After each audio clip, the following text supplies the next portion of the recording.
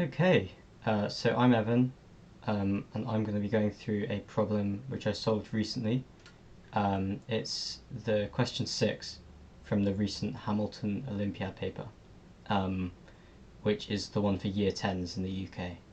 I didn't do the paper myself, but a student I tutored did it, and he showed me it, and it looked interesting, and so I thought I would present the solution today. Okay, let me write it up.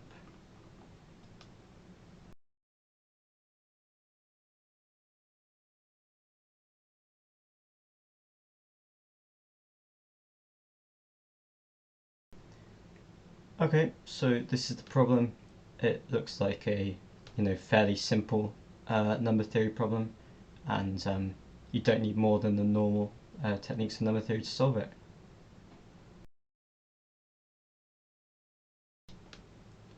So the first thing we'll notice is that 3600 is actually also a perfect square, which is I think essential to this.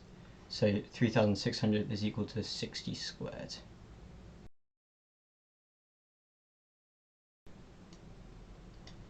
And the reason this is important is because when we rearrange to make p to the n the subject, we can then factor the right hand side using a difference of two squares, which is what I will do now.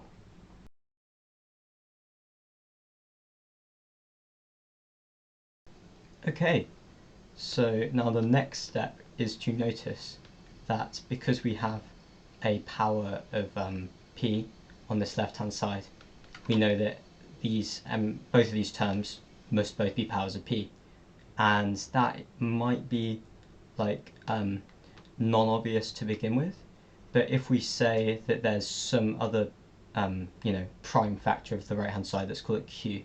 If we say that q divides the right hand side, then that would also imply that q divides p to the n, and therefore q divides p. But this means because p is prime, q must be equal to p. Well, unless it's 1, but that's kind of useless. So that's a contradiction, and then we can, well, it's not a contradiction, but it means that we know that both of these are powers of p. And that is the next useful fact.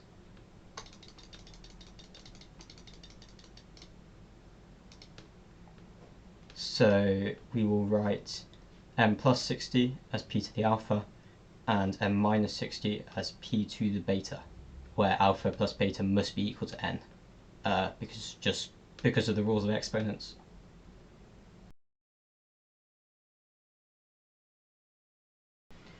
Okay, so let's move this to one side and then continue with the problem.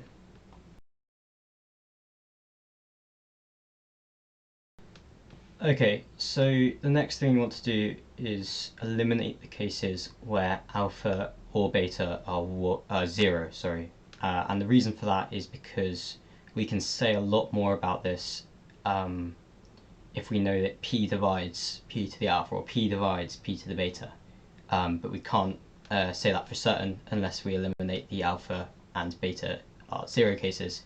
So let's do that quickly. First off, it's easy to see that alpha equals 0 means that p to the 0, obviously being equal to 1, is equal to m plus 60. But clearly this means that m must be negative. M's negative 59, and that is not a natural number, so we know that alpha cannot be equal to 0.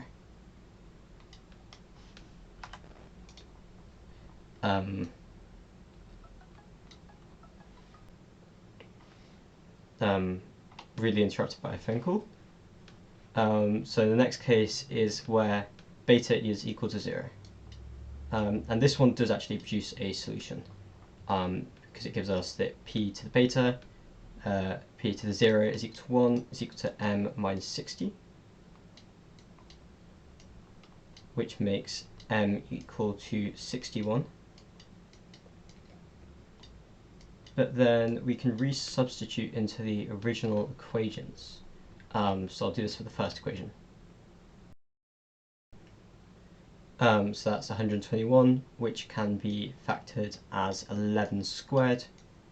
And essentially relying on the fact that like prime factorization is unique, we know that this gives the one and only solution, which is that p is 11, alpha is 2, and then we can work out the rest from there. Yeah, so that's our solution, and I will move this to one side, and then we can continue with the other cases where alpha and beta are both positive integers.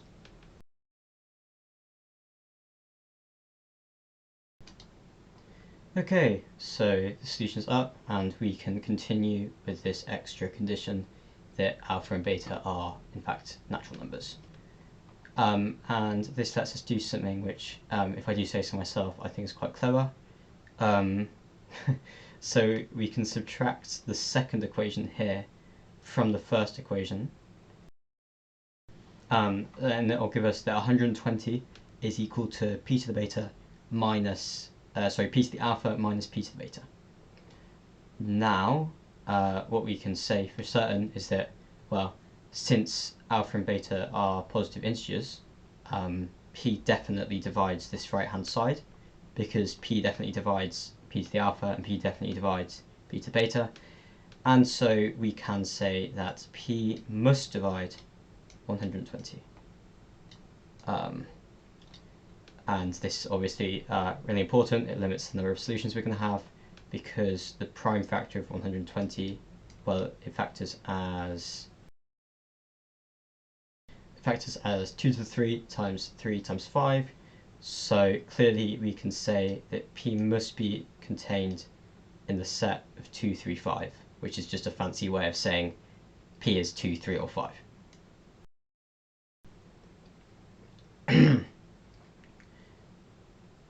So I will move this to one side, and then we can move into the final stages of the proof. Okay, so now the next stages of the proof is, and this is going to seem a little bit weird, but what we want to do is we want to create an inequality surrounding this p to the alpha minus p to the beta. And the reason to do this, well, let's motivate this. So we're going to obviously want to try and substitute 2, 3, 5 in there, and to solve for possible alpha and beta. But what you'll notice is if we put in, let's say, 2 into this equation, and we have 2 to the alpha minus 2 to the beta, well, we can say quite a lot of things about where that's bounded, and it's going to, because they're exponential functions, they go quite quick, they grow quite quick, we can soon see that it's going to be more than 120. And essentially that's going to let us quite easily figure out what alpha and beta are actually going to work. I'll stop blathering and I'll just do it. So we have p to the alpha minus p to the beta. Alright, so we can say that this is certainly more than when beta is equal to alpha minus 1. And because we're just going to, we can ignore the alpha equals beta case, because if alpha is equal to beta, then the right hand side is equal to 0, and obviously 120 is not equal to 0.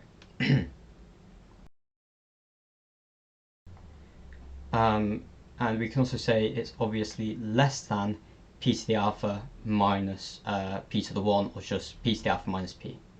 And this comes from the fact that we know now that beta is a natural number and it is not equal to 0.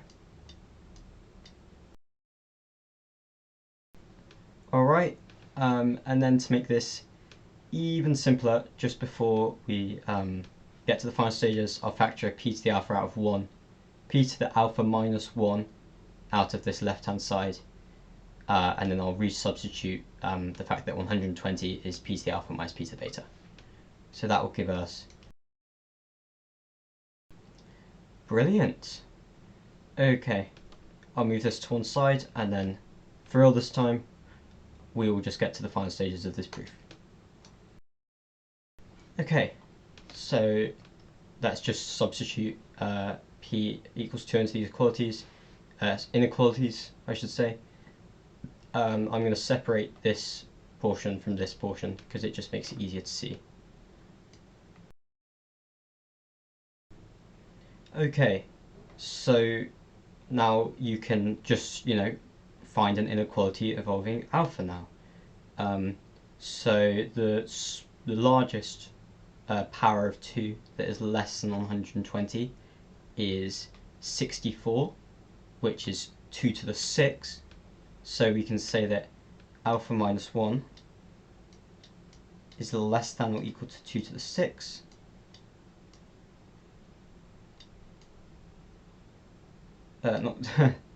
Not 2 to the 6, sorry. That is meant to read alpha minus 1 is less than or equal to 6. And for the second one, the smallest power of 2 greater than 120 is 128. So we can say that alpha is greater than or equal to 7, because 128 is 2 to the 7. And now we're left with this. Clearly, this is the same statement as alpha is less than or equal to 7. So we have that both the alpha is less than or equal to 7 and it's greater than or equal to 7. And of course, that is only true when alpha is equal to 7.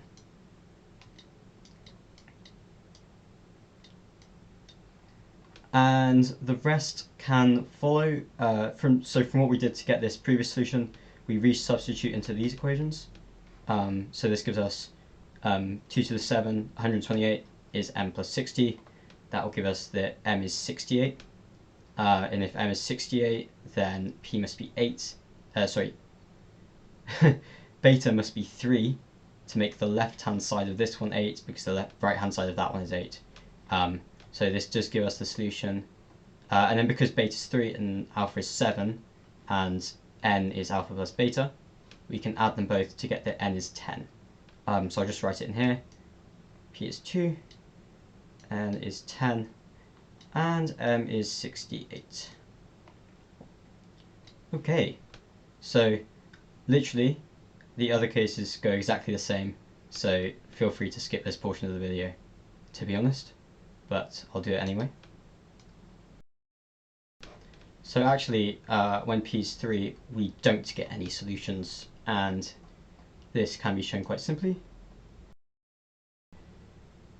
Okay, so we've got that 3 to the alpha minus 2 times 2 is less than or equal to 120, which means that 3 to the alpha minus 1 less than or equal to 60. The smallest power of 3 less than or equal to 60 is 27.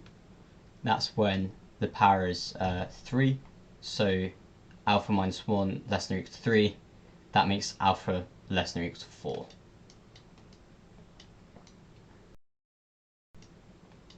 Okay, so 3 to the alpha clearly greater than or equal to 123.